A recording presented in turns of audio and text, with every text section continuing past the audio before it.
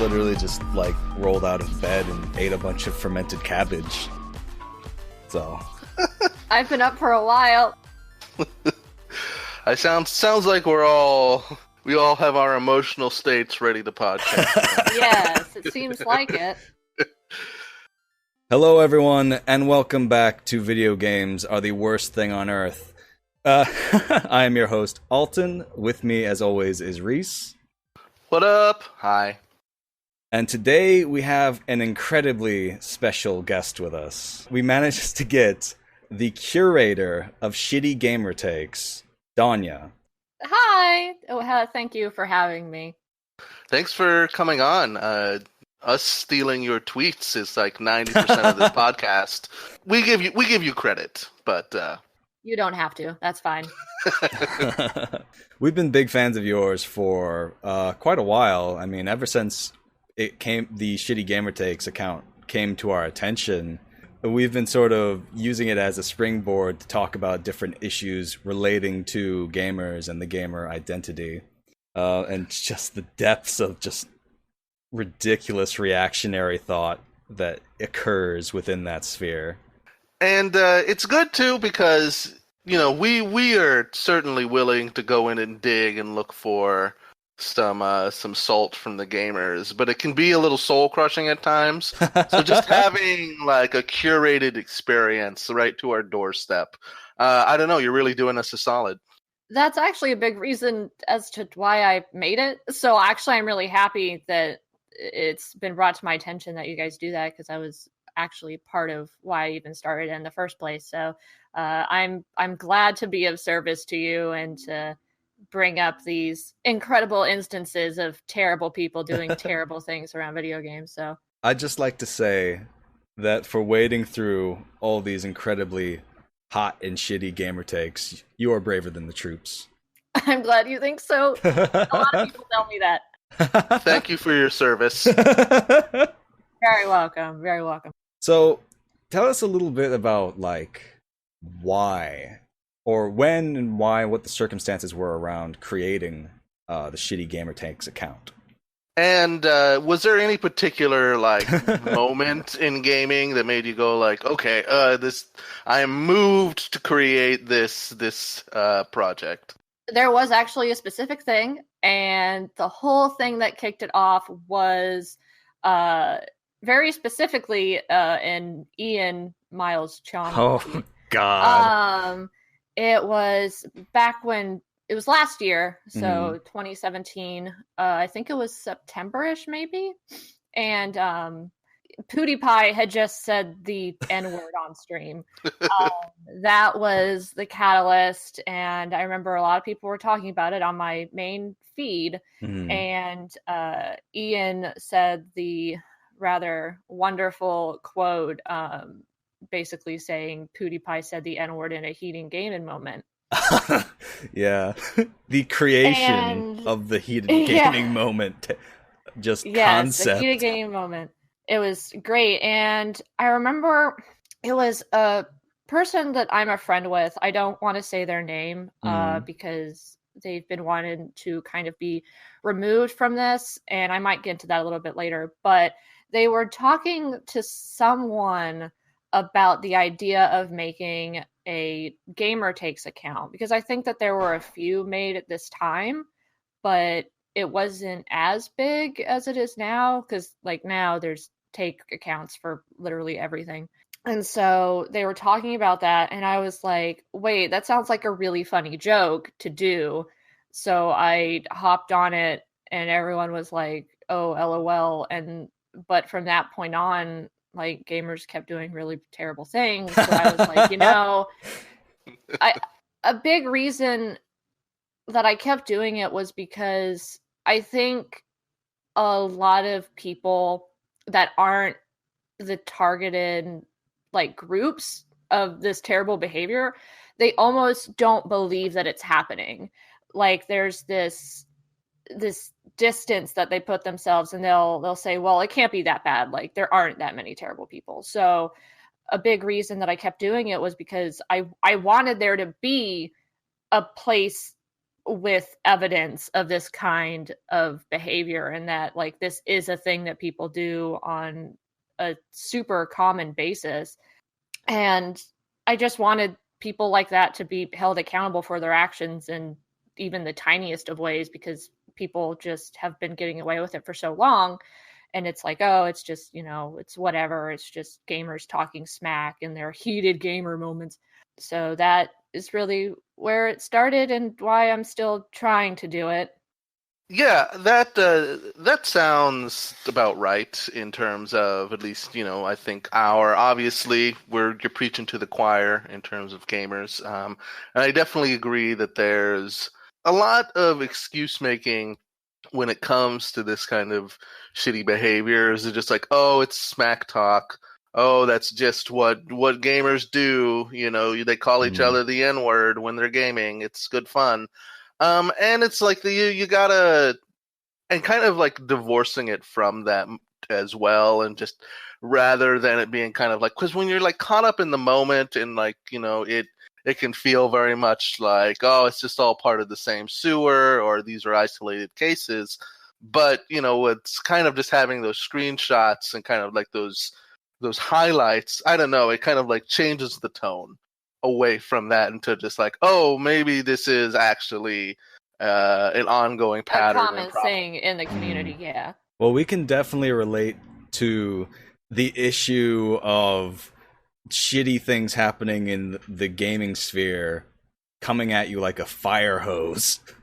Because it seemed like the first couple of weeks that we started doing this podcast, like there was too much stuff going on to actually keep up with, because we were doing like a podcast like, once or twice a month basically, and it seemed like every day there was just something new and horrible coming out of this community. Oh, it absolutely is it's a fire hydrant. Obviously you guys follow the account, but anyone who listens might be aware there was a couple months, pretty much from June to about maybe a week and a half ago, that I just stopped because it got to the point where I was like, I'm tired. I don't want to do this all the time. And I didn't say anything because honestly, I sort of distance myself when it comes to like telling the followers what's going on, because I didn't want to do I'm sure you're probably aware of Racist Watchdog and the stuff that happened with them a little while ago. But I didn't want to do that. I didn't want to be like, oh, woe is me. It's so hard to like do this and I just need a mental health break. But that's kind of what I did. I was like, I have so much other stuff going on, and it just happens so much. Like literally every week there's some new ridiculous debacle that's happened because people are terrible. So I agree 100% that it's there's an erosion to your kind of mental state, and there's definitely times when we're just like, oh, we're just gonna pull the plug on paying attention to anything related to to the podcast or gamers in general right now. But I also, that said, like I totally get that, but I also agree with your creative decision not to mention on the account itself, because like I do see it on a lot of the takes accounts, like the legal advice Reddit account does this all the time, where they have like the extra commentary, and it's like, I want to be an empathic human being, but at the same time, like, I'm here for the takes, and I respect if you don't want to make those takes, but it's just a more cohesive presentation for a project. Mm-hmm. And it also, I don't think we noticed until we were like, okay, we're desperate for content. Where are the heated gaming takes? Where are the takes? Where are they? So in that respect, I think if we weren't so invested in that sphere, we wouldn't have noticed at all. So, and that makes me happy, because I actually did get a few messages from other people that were like, "Are you okay?" And it's like, yeah, I'm fine. This is one of those things that's such a back burner issue for me, because I mean, I have a full-time job. I have another career that I do outside of my job. So as as much as I get giggles and I feel like there's a reason that I do this account, I also can't spend as much time as some other people do with their takes accounts. And actually, to follow up on what you said about commentary, I think there are times where I do add commentary, but not about like my personal life, unless it's directly related to gaming and being a person that is, gay, and how that interacts with these terrible takes. But I'm not about to be like, guys, I need a spa day from all this hard takes collecting. Like I usually try to keep it relevant to what is going on the account. Oh, absolutely. That I think is part of the one of the good points to the account is that not only does it present these takes, but it's there's some thought put into the curation and your commentary. Sometimes there's thought. Sometimes so you brought up your sexuality, and it kind of made me think about Pride Month, which oh my god, when you started posting like the Pride Month takes, it was just like a never-ending stream of just awful, shitty gamer takes, like more than we could possibly read out on the show. It's incredible. Like Pride Month, we've sort of unofficially called it Shitty Gamer Take Month. It legitimately was. It was awful. And I think it's unique when it's not even based on any particular issue in gaming. Like you can kind of understand when there's a flare up, when PewDiePie says the N-word and people condemn him, that there's going to be a backlash from the gamers. But the gamers just like saw this was happening and it didn't affect them at all, and they still had to do a full diaper cycle about it. Yeah, diaper filling incident. That I feel like after that, if I'm thinking of my timeline correctly, it was after that month that I was like, I have to step back because, like I said, I'm gay. I'm not cisgender. So seeing all of that, I really do think it was like, wow, I'm really tired. And it's like, I can step away, and it didn't affect me too terribly much in terms of mental health, but it does kind of like, it was really bad. And then right after that was SGDQ, I think. And I wasn't even about to touch that because I knew what was going to happen. And yeah, gamers are just really terrible about anything related to LGBTQ. And I just cannot wrap my head around it. I just don't get it. What happened at SDGQ? I might have heard of it, but so much of it occurs that it slides out of my brain. Well, SGDQ, if whoever's listening isn't aware, is a speedrunning event, and it is a thing that's been going on for years now. They have 2 events every year. There's SGDQ and AGDQ. But a lot of the runners and participants and announcers at both of the GDQ runs are transgender. So it's you can just imagine where that goes. And it is so difficult to watch that, not only because I can't imagine what it's like to be on the receiving end of that, because I'm not cis, but I'm not a trans woman or anything, so I don't experience that type of discrimination. So seeing that as an empathetic person is hard, but it's just bad. Like, it's bad all around.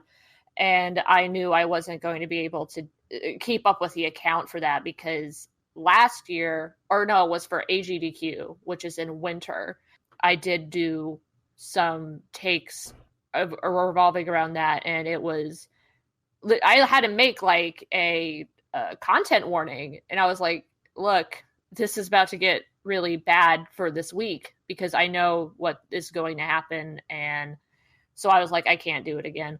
So understandable.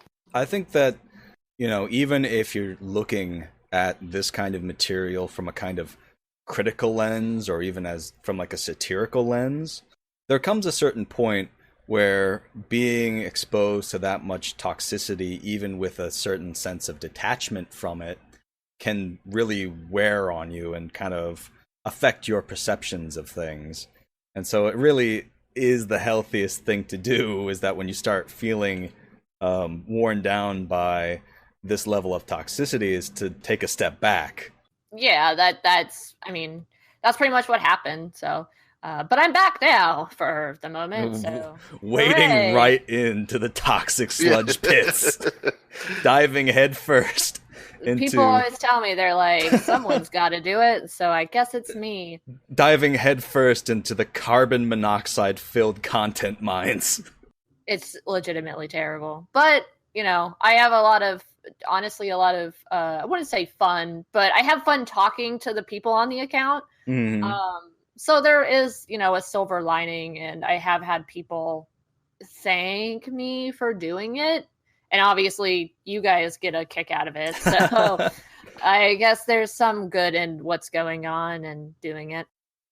I think too that there's just an overall, I think, positive effect to being a part of kind of like a larger community of we're all people who play video games. Otherwise, we wouldn't touch it with a 10-foot pole. Absolutely not.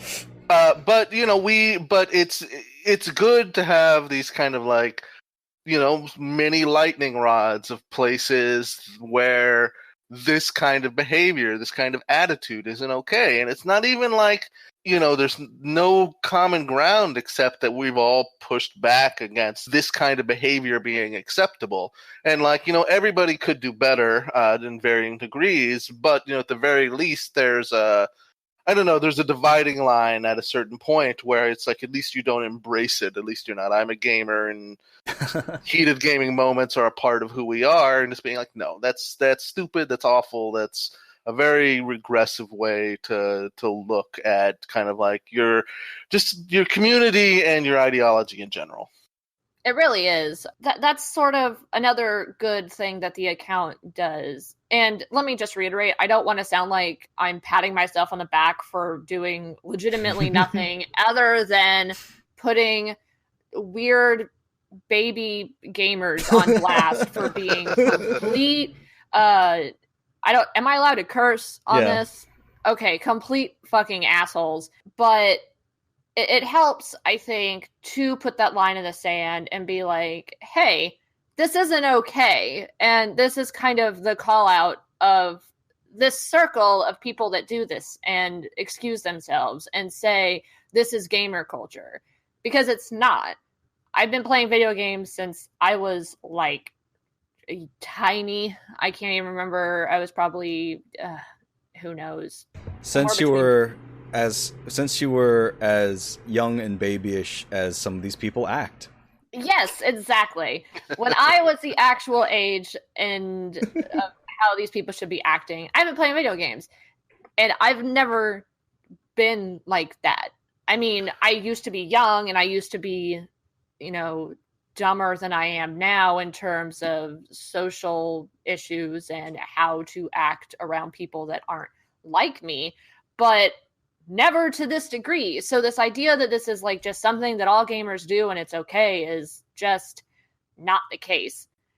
I would go so far as to make the bold statement that even though a lot of people wouldn't put themselves in any kind of gamer basket, that I would say it's a very common human characteristic to be into games of some sort. It's it's a basic statement, but even people who consider themselves, I don't play video games at all, they have Candy Crush or something on their phone. So many people who don't consider themselves gamers will be into sports or something like that, and I don't think that there's a lot of delineation there. So I think, to me, I agree that it's not like the Twitter account or this podcast or anything like that is some grand, some amazing thing, compared to, real, I don't know, gamer unions. Yeah, any kind of activism. But it's important to kind of take that back from the gamers. Them being, reclamation. At 100%. That's to put it in my long rambling statement in a word. Reclamation. It is sort of a struggle for the basic identity of what it means to be a gamer at all. You know, it's you have on one side these people who are people who grew up with games and appreciate them as an art form, and then you have people who are this deeply set reactionary group that, while I don't think necessarily represent a majority of gamers, they represent enough, and they're loud enough and consistent enough that they cause pretty big problems to the community as a whole, and really are sort of self-propagating in that they scare everyone else out. Oh, absolutely, yeah. And I think the reactionary label is important here, because it's not like they're getting mad that, they did get mad over loot boxes, but most of the time it's getting mad because there's a woman on the cover of Battlefield, because there's a trans NPC in a game, and these don't affect the game at all. They just see just like the most token forms of representation, and they just have their own. They return to the heated gaming moment fold once again, and it's that reactionary idea of the world is changing. It's never going to be like it was, so it's just like this constant struggle and scream from them, where people end up getting hurt. I mean, it's all mostly on the internet, luckily, but still, like, I couldn't imagine like the SDGQ and stuff like that, when it comes to the other side of the screen or whatever, it can be very damaging. And I don't know, it sucks. It really does. And I think it actually, going on what you just said about the quote unquote real world effects, because I think some people aren't remembering that the internet is actually the real world. It's just, there are people behind screens, but that isn't my point. I think it says a lot that I have friends that are legitimately worried about my safety when it comes to this account. I've yet to have been doxxed or anything like that, but it is absolutely a thing I am thinking of pretty much 100% of the time when it comes to putting things on the account and who I am approaching, unfortunately. And that's the reality of it. There are certain people that I don't feel like I should touch because I am legitimately worried on how they're going to react. And I don't know, I think that says a lot about the state of the community, and just how, I mean, it is reactionary. That's the best word to even go with. And I think it says a lot just how deep they are in it whenever I'm literally just posting what they're saying under the label shitty. And there are friends that are like, you have to be careful. So that's cool. There's a part of me that isn't scared or anything. It's something I think about. A part of me also, and it's terribly morbid, but I almost wonder what it would be like for that to happen, to be approached in real life and, be threatened like that. If I got through it, it would be one hell of a story. Yeah. That's what keeps me going, honestly, when it comes to stuff like that. Oh, you'll never be bored. Oh, absolutely not. It's every day. Every day is a new adventure. There's a lot of things that can be said negative about the hell world in which we live, but boring isn't one of them. Nope, yeah. Not even a little. Just to kind of just build off that, I definitely agree with you that the internet is real life, even though, I did make slight delineations there. And it's like, I'm certainly not going to get into it on the podcast because we have a rule, but we have had our own encounters with the gamers, and it is not pleasant, even through, it affects you emotionally, and it's extremely just like negative and overwhelming to have to deal with. And it's so stupid, because you're not even, I don't know, it's like you're not even saying anything or doing anything like that offensive, and it's just like you're but you're challenging that cultivated identity. And to go back to our previous episode with Peter Coffin, the perpetual correctness that makes them comfortable. And so it just creates this very aggro response that's extremely unpleasant to deal with and does bleed into your real life. Yeah, exactly. That is the case. And I mean, I know I signed up for it, so it is one thing, but yeah. Also, something about rules. Is there a rule I should be aware of? Rules? You said something about you won't mention. He's referring to the fact that when we have heated gaming moments directed at us, we have a rule for the podcast that we don't use that content on the podcast because it seems navel-gazing.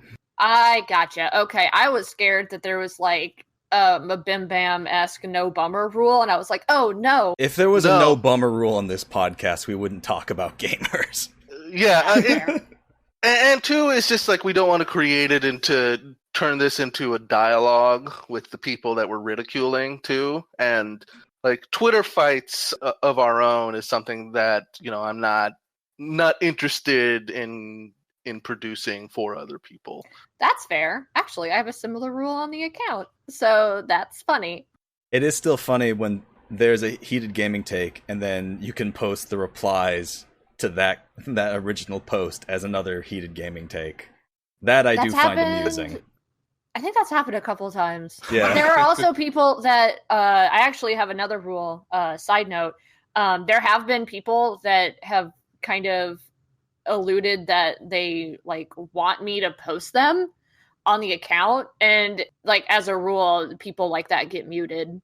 Like I refuse. No, like you're not. I'm not here to entertain you, fool. Well, it's like in that scenario they're not doing it as like a genuinely, well, they're not, it's shitty, but it's not like a genuinely held awful gamer opinion. It's just attention seeking, right? Basically, it's very much like, oh, I can't wait for shitty gamer takes to find my tweets and post them. And then aren't I edgy? Aren't I? Like, are you triggered? Are you triggered? Are you triggered? No, and those are people that I mute. So they don't get posted on the account. So there, haha, take that. I mean, I think that's a great rule because in general, too, I think something that doesn't get brought up a lot, but it's not only that these are their deeply held reactionary beliefs, but a big component to all of this is the joy that they take when other people get upset with them, which makes it even more difficult to kind of like interact and try to, I don't know, treat them in good faith and hope that we can kind of create this better world. I hate to continue name dropping the devil, but recently, Ian Miles Chong, the Ant-Man, I forget what it was, but there was a comment to it just being like, let's get ratioed, and like everybody was like in all of his ant drones threw their hands up and liked it and loved it because that's part of the experience for them is getting everybody's "Are you offended?" kind of response to them, and I don't know. It's to me like something that we should keep in mind when we're dealing with that. It's reactionary, but it's also bad faith because they take pleasure in other people being traumatized and hurt. To elaborate further on that, Thought Slime has this really fantastic video about how to debate fascists and never lose. And basically what he says is never debate a fascist.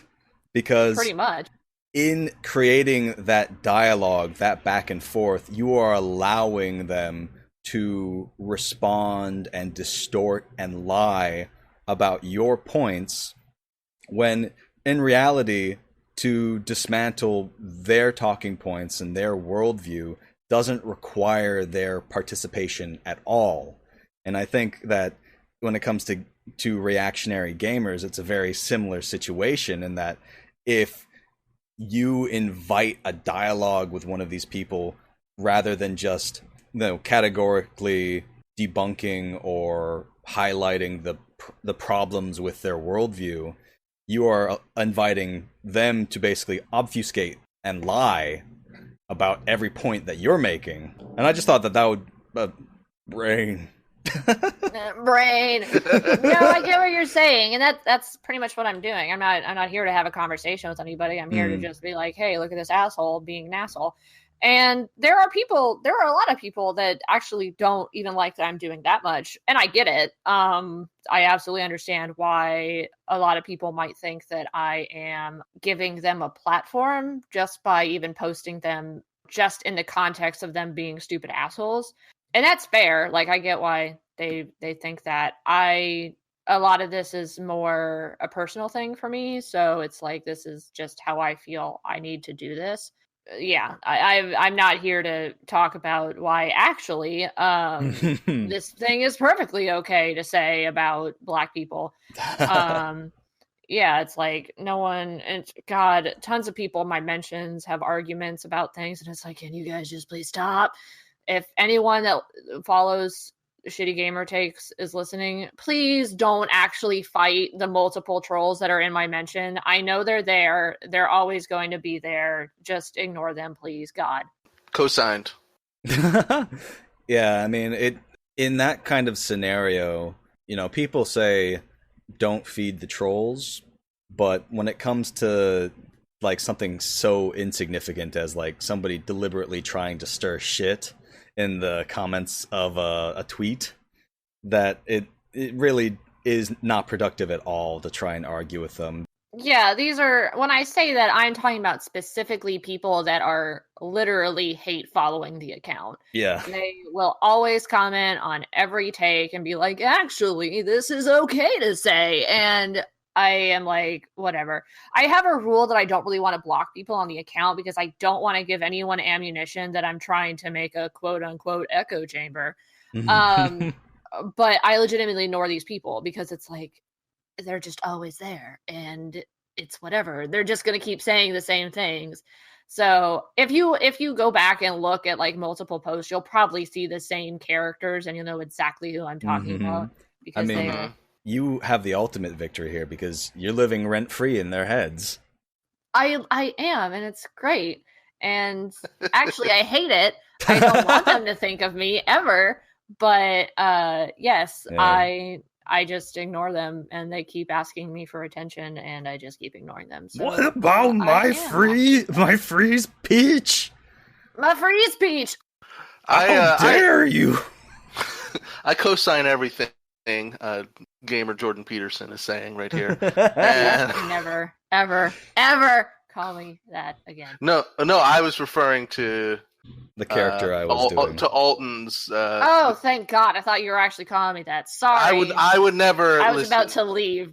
I apologize. The Fortnite stream represents the serpent of order, whereas the lowly and insignificant PUBG stream represents the dragon of chaos. Jesus Christ.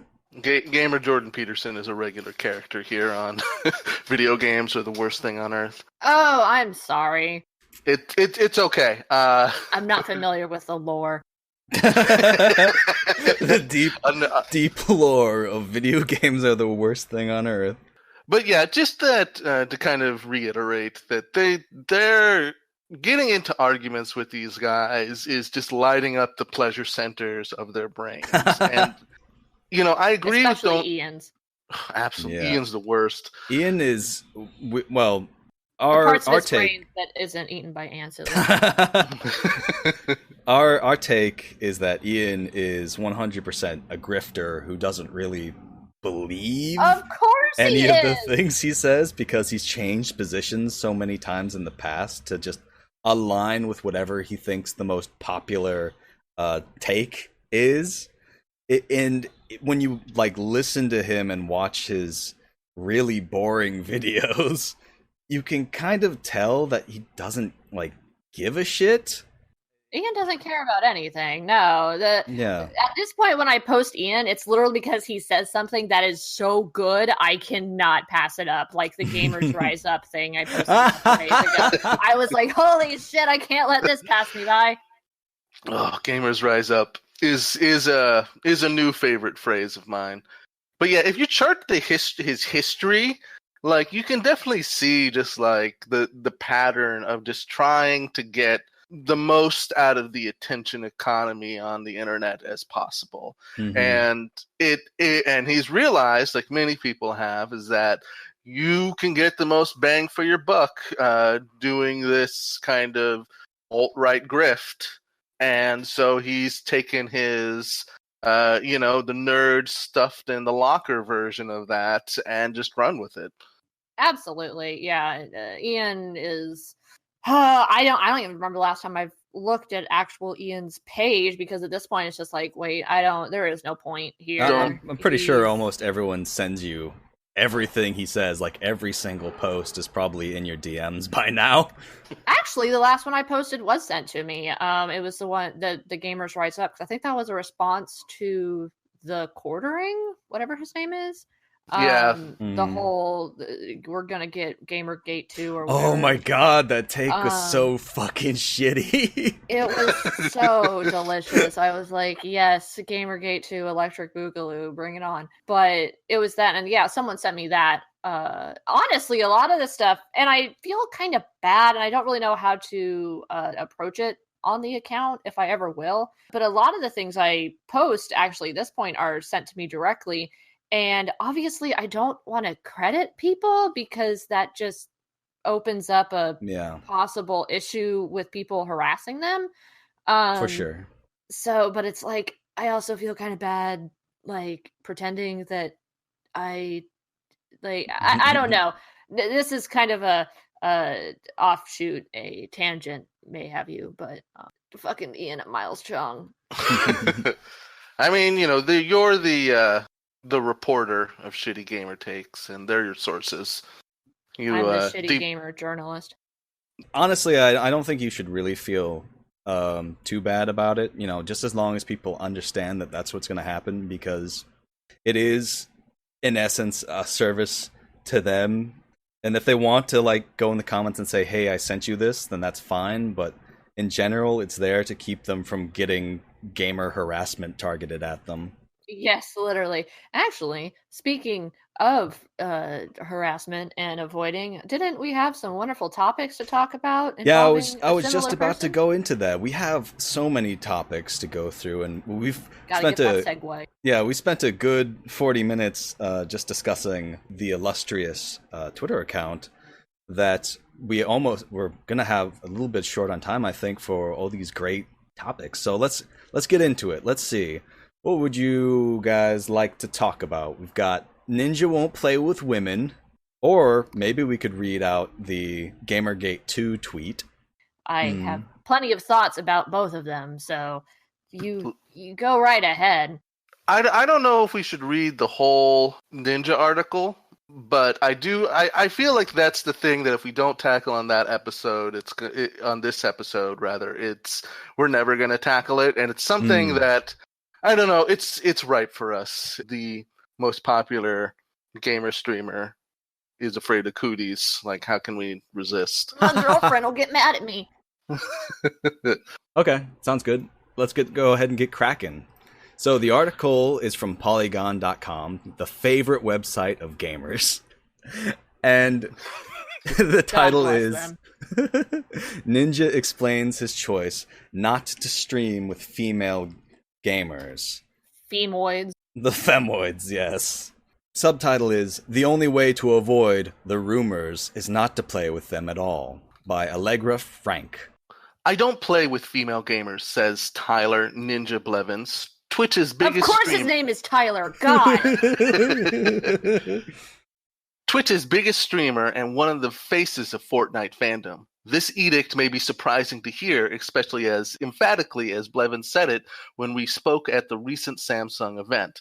Though Blevins isn't shy about being married, and his more than 10 million subscribers include people of every gender identity, the internet's love of gossip has convinced the Twitch star not to invite women to participate in his Fortnite Battle Royale live streams.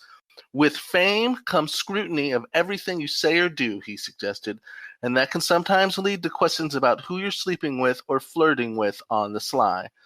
If I have one conversation with one female streamer while we're playing with one another, and even if there's a hint of flirting, that is going to be taken and going to be put on every single video and be clickbait forever, Blevins told Polygon. Okay, this kills me because it's like, just don't flirt then. Just act like a regular person. Just talk. Like, I don't... Okay, y'all are about to see, like, the angry side of me because this story has peeved me off forever. But go ahead. Sorry. I'm sorry. There's some truth to the idea that flirting can lead to YouTube clickbait and invasive questions. Blevins has asked some himself when playing with other well-known male streamers. And then they show a clip of the evidence. And you want to take over from here, Altan? I surely would, and I think that this clip that they're showing, that he's done this before, where he's asked other male streamers about these kinds of rumors in his Twitch streams, is sort of indicative to me that maybe this is a kind of projection of his own beliefs. I mean, that should be obvious, really, but I didn't even think about it until I noticed the sort of hypocrisy in pointing out that, yeah, he's done this before to some extent. It absolutely is projection. Oh my god, the story just peeves me off so much. Emain Pokimane Anis is another big name on Twitch whose popularity grew rapidly over the last year, and when she started playing Fortnite on streams with Kabini, viewers began to ask, are they dating? Fans assume Twitch streamers are in a relationship just as often as they speculate on their marital status. And that, apparently, includes Blevins, who used his mega platform to further perpetuate that rumor. Wow. Whether or not it's true that Anis and Kabini are together is obviously their business. But when it comes to his relationship with streamer Jessica J. Ghosty Blevins? Okay. Who often appears on her husband's channel, Blevins has happened to be to open up about his devotion. Not being connected to other women online, that was something I made 100% sure. He said it was his decision alone to keep his streaming partners men only. That was not even her. She had nothing to do with it. That was me being, I love our relationship, and no, I'm not gonna put you through that? Okay. Oh my god. Like, apparently even associating with the opposite gender in like in any professional context, which is what it is. If this is your job, it's a completely professional context, is putting your significant other through something. And I think that kind of reveals his own insecurity that he views. It's like that that incredibly awful meme of, like, I don't know if you guys have seen this, but it's like the one that's like talking to another woman is sort of like micro cheating. Oh my god. This is like this Twitch stream version of that. Actually, you know what it is? You know what it's the Twitch stream version of? Ninja's just Mike Pence. It's literally just, I don't go into a room with a woman unless my wife is there. It's literally just that. And it drives me up the wall. I think we don't need to read the rest of the article, because I don't think there's... I see the word Twitch thoughts here, so yeah, I don't think we need to either. Yeah. I mean, I think we've gotten the important points. It's just underscoring how awful Twitch is towards women, and it does mention the Mike Pence thing. And to me, I think in its best light, which I'm not giving him or anything any credit, but in its best light, this is an admission that your fans and Twitch viewers in general are nightmares, which I agree with. But there's this extra element that we've already discussed of the hypocrisy, is that this is something that he participates in, wholeheartedly, and him being like, well, I do it to other women, so don't want it to be focused in my direction. And it's just like, clearly I can dish it out, but I can't take it. 100%. Yeah, I actually had a conversation with I have a male friend. So when this actually first started happening, we had a conversation about it. And he was very, I still shake my head, but he was very much like, well, it's not sexist. And I was like, it is though, because it's this idea that, first of all, none of this makes sense in like a linear, logical way. Because if you're worried about having anyone speculate anything about your life, then this isn't the career choice for you. It just isn't. And, you know, I hate to say that because it really isn't anyone's fault if people are going to be overly obsessive about your personal life. But at this moment, that's just how it is. So to say that only this specific thing is what you don't want people speculating about, it obviously has to do with this idea about women and the fact that this is going to ruin your relationship, which it won't if your relationship is based on trust and understanding. Exactly. And he's already said that she has nothing to do with it. It's all his choice. So it apparently isn't going to be that much of an issue for her, but he doesn't want to put her through it. Like this, it literally makes no sense other than, I don't want to play with girls because people are going to think that I'm sleeping with them. But if you're not, then it isn't a big deal. Like it. What I think is something interesting to think about is to consider what if this situation were to be reversed and his wife. Wow, wait, his wife is a Twitch streamer. Yeah, she is. So yeah. I just remembered reading that like a couple seconds ago. But it's like, does he apply this same rule to her? Can she only play with other like female Twitch streamers? They don't get into it in this article, but it's like, to me it seems like he's got I don't know, it seems like he would have like major trust issues in that regard if that's how he feels about even talking to women, unless it's like you say, and it has nothing to do with his insecurity and more to do with some kind of sexism. I honestly have no idea because I can't wrap my head around any of this or what I truly don't know. All I know is that A, it's stupid, and B, it's sexist. Like, Ninja can play with whoever he wants. I don't care. I don't watch him.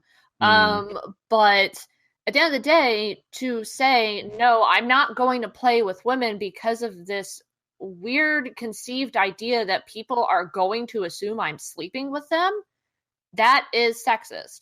It's the same thing as Mike Pence. It's the same thing as this whole idea that, you know, men who are straight can't have female friends unless there's, you know, they're sleeping with them or there's something sexual about that. It's all under the same circle. So regardless of what he chooses to do with his time and his whatever the hell he does, I mean, I know he's a streamer. He plays Fortnite, whatever. It's still sexist, like, period, the end, where there is no debate about that.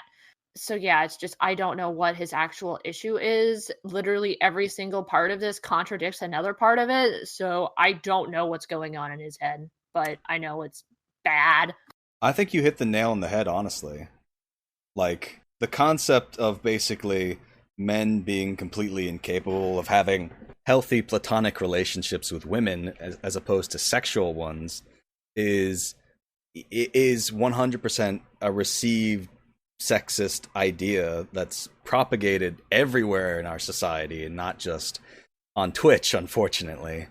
Yeah. And it seems like he's bought into that in a way that is just unhealthy. And the thing is that by doing this, he's still only perpetuating it. Exactly. And so that's the conversation I had with my friend. And there are other issues. The whole, you know, we've seen with people like PewDiePie and Markiplier and Jacksepticeye that their friendship by a lot of people is perceived to be a sexual one, which is gross and weird, and I don't support it at all, but that is a thing that happens. So this idea that this is only going to happen if he plays with women streamers, we know that isn't the case. There are probably people that have this weird idea that he has a sexual relationship with male streamers he's done video game fun times with. So, I mean, there's another issue with this whole idea. And other people have come out to say that he is doing this actually to protect women from harassment, which is also sexist and chauvinistic because it has this idea that women aren't able to make these decisions for themselves in order to help their own careers. So literally no way you go makes this any less shitty and terrible, and I hate it, and I want to just his red hair is so obnoxious. I would agree with all of that, but one thing that you touched on a little bit that I want to expand upon is the idea of when you have like a big fan base like that, what the person at the head or the whatever the material at the head of it is steers that ship, and that he could make a serious impact in theory, were he not a sexist piece of shit, by trying to push back against that, reducing the space where gamers can feel comfortable thinking and believing these things. But the way that you behave is how your fandom is going to behave. And I think that's true, is like it's not surprising that he has to protect himself from behavior that he engages with, because this is stuff he enjoys and perpetuates. The whole issue is compounded by the fact that he is basically giving license to how many millions of men to behave and think this way. And even if they don't go 100%, there's somebody out there that thinks that this is okay. All it does is compound the issue, because by seeing Ninja say that he is not going to play with female gamers because of this quote unquote problem, then all of these fans, or well, not all of them, because as much as I hate gamers and especially Twitch users, they're not all terrible people. Some of them actually do have, a sense of damn logic in those wonderful little heads of theirs. But a good number of them are going to watch other streamers, male streamers, playing with female streamers, and they're going to be like, oh, so there must be something going on here, because if there wasn't, they wouldn't play with each other. So by doing this, Ninja hasn't helped anything. He isn't saying that, he's helping absolutely nothing. He isn't even helping himself. He doesn't want to play with girls because cooties. I don't even know why he doesn't want to play with girls, but nothing is helped by this. It's just a vicious cycle that's going on. Sorry.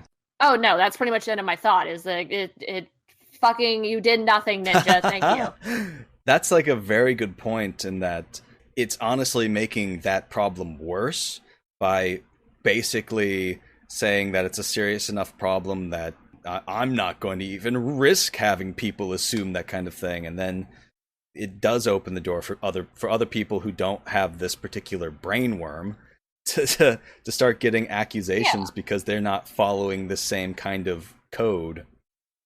Exactly. It's just like Reese said, it's just compounding it. So he's not even like fighting against this thing that he allegedly says is shitty. He's just making it worse.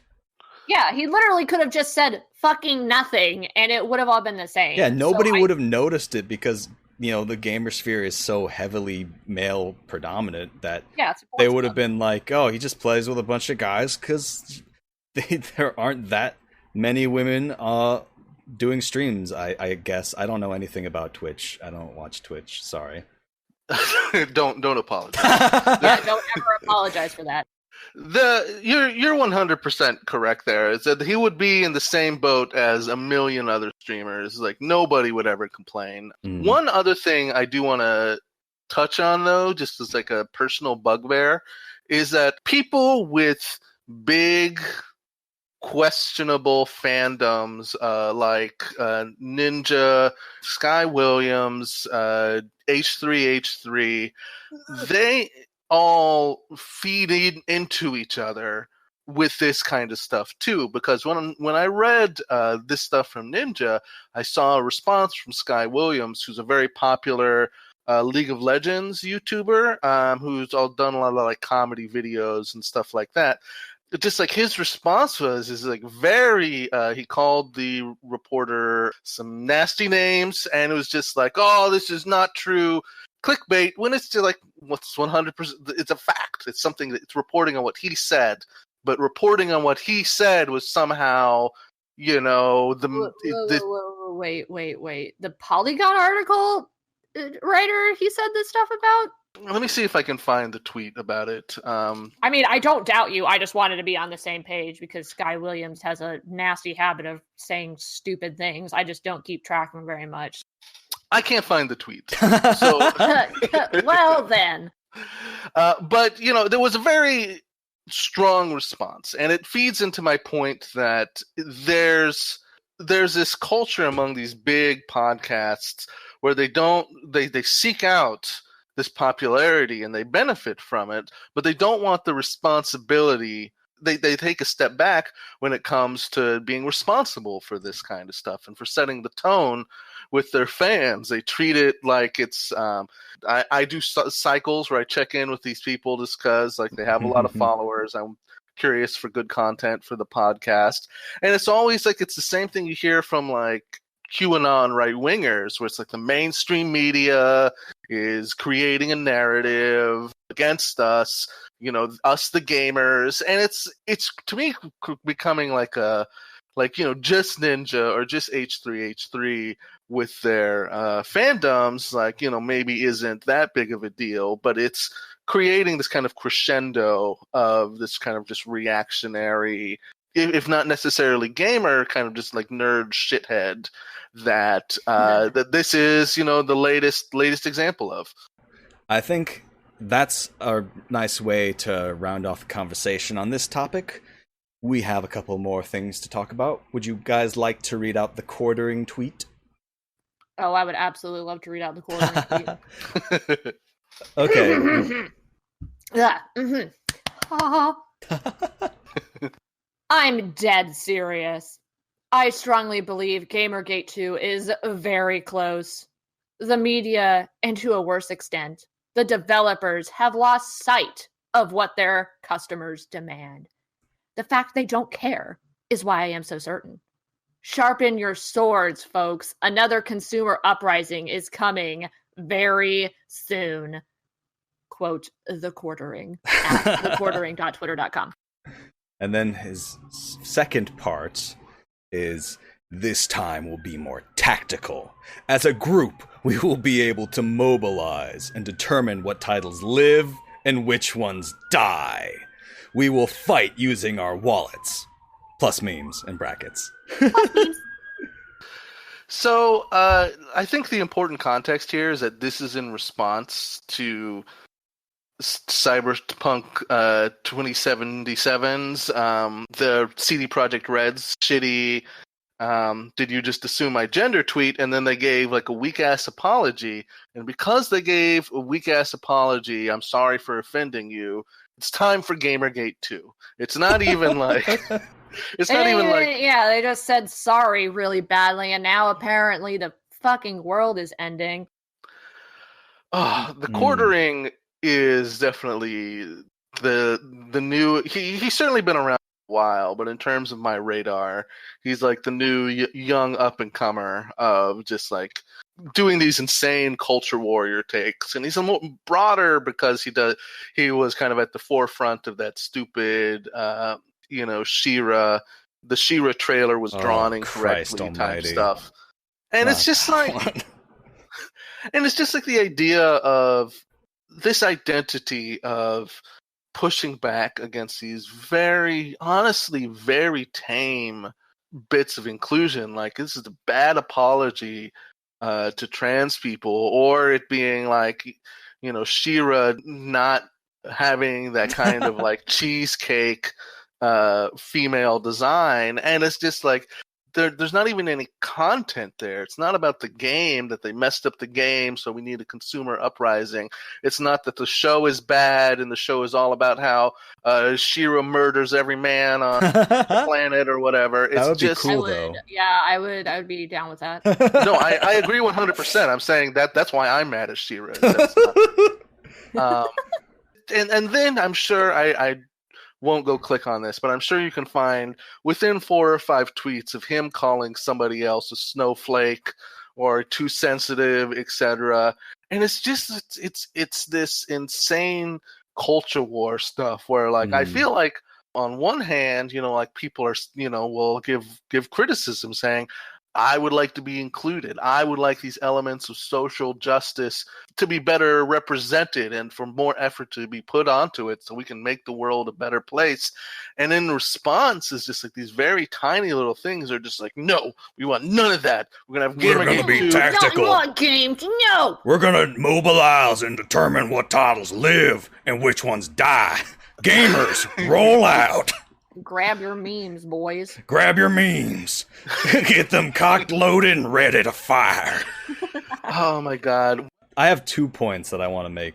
First, I guess I'll touch on the idea we'll fight using our wallets, and then plus memes is just like so ridiculous that it is impossible to parody this mindset of people who are like, memes are war and we're going to war, boys. Oh my god. Gamergate 2 is coming, and where are your stash of memes ready for the war? Just the it's so not that deep. ridiculous. It's not that deep. Yeah, it's like, yeah, I would say that if he had just stopped at fight using our wallets, I would be like, okay, that has a material, physical substance to it that has a great deal of influence on the society we live in, because we live in a capitalist society. And so if you organize as a consumer to punish developers for doing things you don't like, yeah, that might work. But if you send them a fucking shitty meme, it's not gonna do anything. Yeah, you seriously think that the people in like Code Red haven't seen a fucking image macro before? I think they're okay. But I mean, yeah, like monetary boycotting is a thing that's like, if you want to do it, fucking do your best. I know you're going to do a shit job because y'all always do, but go right ahead. That's a legit tactic. I've done it. Tons of people have. Yeah. But yeah, this fucking like meme shit, it's like, fucking sit down, read us, or fucking just Jesus, stop. And the second point I wanted to make is this idea that, okay, the media and to a worse extent, the developers have lost sight of their customers' demands. Like, I know that Reese said that this was in connection to that whole issue with Cyberpunk and the shitty apology. But to me, what really leaps out about this statement and is in connection to a broader movement of developers trying to push for more progressive elements in their games and also to unionize. Like, the amount of fucking shitty takes I saw on the posts of Game Workers Unite, it's just incredibly bad. Like, you as a gamer have a vested interest in improving the lives of the people who make your games, because then they'll make better games. But the amount of just reactionary bullshit I saw in response to it is ridiculous. Like, these people have like this conservative reactionary mindset that precludes any possibility of there being organized labor, because they see that as like a lefty SJW thing. It's honestly incredible because, I mean, time and time again, it proves that, or every industry proves that the better you treat your workers, the better the product's going to be. Honestly, not even getting into the whole capitalist versus communist thing, but fucking unionized labor is the best thing you can do for capitalism because it provides a better product that people want to spend more money on. It really doesn't make any sense from any sort of standpoint to be like, no, this is bad. Like, workers should be struggling to even stay awake while they make my pretendy shooty video game.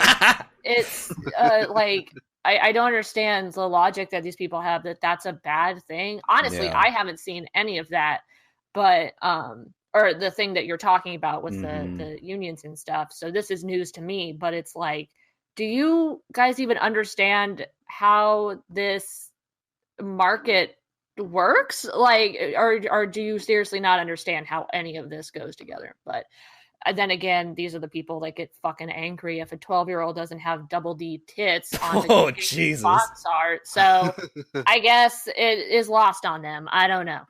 It's part of this larger weird aggression that they have against devs. Like whenever the fantasy is broken, like there was a childish, angry response to it that I can't quite put my finger on, but is, I don't know. It's part of that whole thing where they can't even grasp the idea or address the idea that the games might be better, or the people who make the things that they love might be treated better. It's just they just want things to remain exactly the same.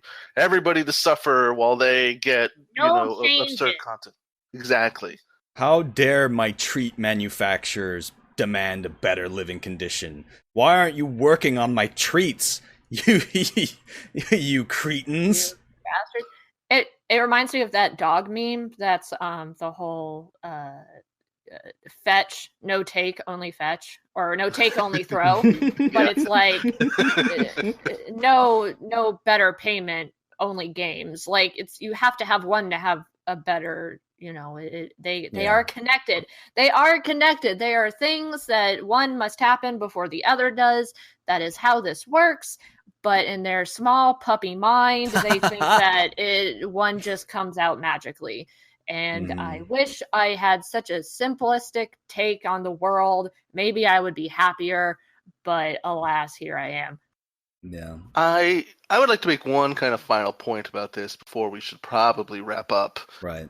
One thing I think for me anyways, is like you see the reactionary gamer response to always kind of hide themselves behind the idea of consumer rights, and the big phrase now is get woke, go broke, even though there's not really evidence for that. Like Danya said, their efforts usually to do that kind of fall flat on their face. But I don't think it's a great argument to be like, oh, trying to be more inclusive and progressive will make you less money. It's just like, how many terrible ideas in history have we embraced because of the economy? It's, if you want to get like, the extreme examples is like slave owners in the antebellum South certainly would agree with the sentiment, get woke, go broke. Yeah. And it's to me, they're two different things. It's like the plea to make things more progressive, to fight against the shitty regressive attitudes in games it has never been as like, if you do this, you'll make more money. The argument is this is the ethical thing to do, because, we can't get into the whole analysis here, but it's good to have more people be represented. It's good to include more people in your gaming. And, you don't have to stop playing League of Legends just because these little advances are being made. Just something so simple as having a woman on the cover of Battlefield 5, something as simple as wanting more trans representation. These aren't massive changes in my mind anyways. And to me, it's to frame it as a consumer issue is 100% bunk, because that's never been the argument, is like, do this and you make more money. It's do this because this is your audience. Right. Well, yeah. To make a point, I don't want to get into like another big ass long conversation, since we probably need to wrap up soon. But to make a point about that is, even from the perspective of this being a purely consumer-driven thing, they're wrong. Like, the idea that if you get woke, you go broke, that somehow being more progressive is going to make you less money, clearly isn't borne out in a lot of what we see in games marketing and games advertising. It's not like these huge corporations are doing these things necessarily out of a sense of moral obligation. To them, it's marketing. They're being more inclusive, not as a form of social justice, but as a form of trying to expand their market. This reactionary toxic gamer subset has done such a good job scaring away all these other groups that to these companies it is valuable to them to include more people, because then there's a broader base of people who give them money. And really what this ridiculous hashtag does is that it finds games that do fail financially and then goes back through all of its history and retroactively finds something about it which they can say is quote unquote woke. Absolutely, and I think it's the sort of thing that maybe it'd be worth developing an episode around in the future, because I think there's a lot of thoughts. We've touched on issues like rainbow capitalism before and its issues, so maybe a future episode. But for now, how do we feel about wrapping up? Is it okay if I just say one last thing? Yes, of course. Okay, so we've talked several times. We brought up the idea of reactionaries and like how these people act, how they're literally reacting to something. But the last couple of days, I've realized that there is no outer, bigger thing they're reacting to other than change of what they perceive as normal. And that really is all it is. The hashtag, how they act to things being presented to them, there really is no big bad thing they're talking about. It isn't the whole with Battlefield, it isn't historically accurate. It isn't things like that. It's they legitimately don't want us. Okay, I'm sorry. I'm like trying to put this together in my head as I'm talking.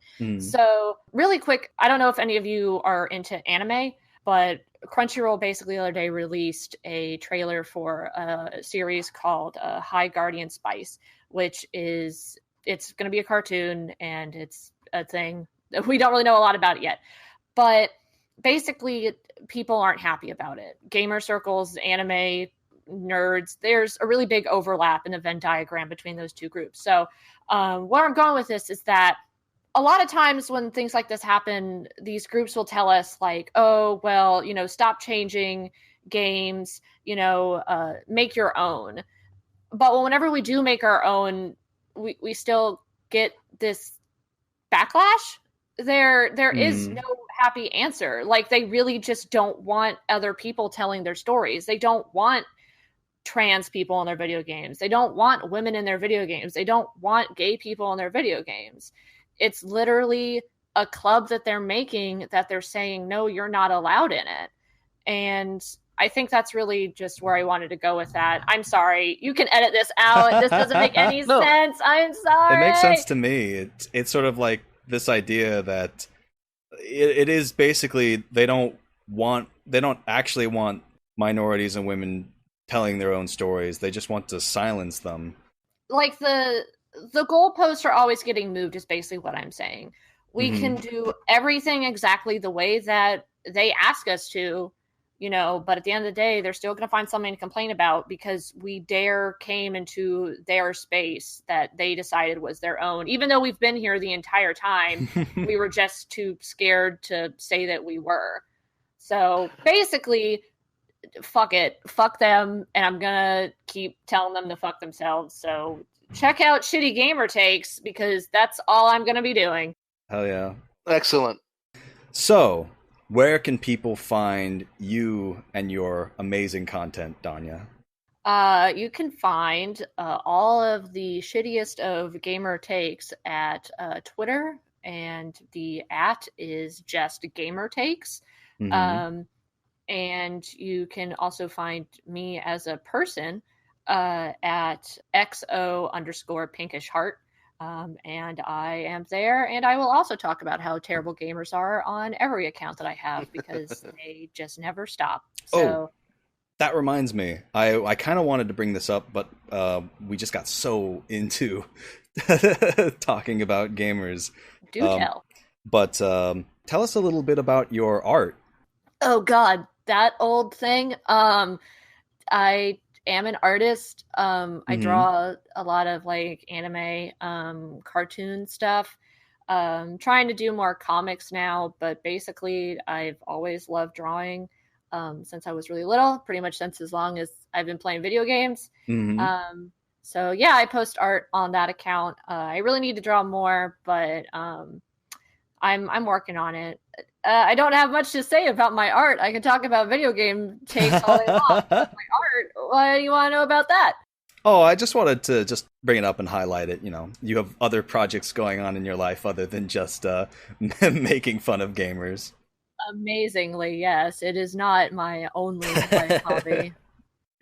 All right, so Reese, where can people find you and your great online takes? You can find me at Your Very Good Bud on Twitter, or if you have made the trek, you can find me on Mastodon at Your Very Good Bud at mastodon.social. All right, and we also have an official Vigatwato Twitter account, which will be linked in the description, where you can find episode announcements, various goofs and gags and retweets. And so follow that if you want to keep up to date with the show. And also, before I forget, we actually have a new website. Yeah, so the podcast hosting site that we go through has a feature that allows us to have a website where you can see all of our old episodes and get subscribed to the RSS feed, or on Apple or Google Play. And yeah, so check that out as well. And that is at videogamesaretheworst.pinecast.co. Yes. And so, to wrap things up, you can find me at 8alton8 on twitter.com or on Mastodon at Alton at social mastodon.social, I think. Mastodon's hard. I don't have one still. Mastodon is a little bit weird, a little bit janky, but it is, you know, good fun, and they do ban all the Nazis off of there, so it's worth checking out. Thank God someone does. Well, Danya, thank you so much for engaging in anti-gamer warfare with us. It was a lot of fun. I'm always glad to do that. Thank you for having me, and thank you for Soldier, patient. for coming here with your memes. You've done good in the war. The war against gamers. God, a war. But no, thank you for having me, and thank you for listening to my incessant rambling. Thank you so much. It was excellent. It's been a dream of ours to have you on the pod and talk about shitty gamer takes for a while now. So it's great. I'm always here if you ever want to have me again to yell about people. It definitely sounds pretty good, in my opinion. Hell yeah. So all right, all you gamer warriors, you meme fighters, have a great evening, and I love you. All right. We all love you. Bye, everyone.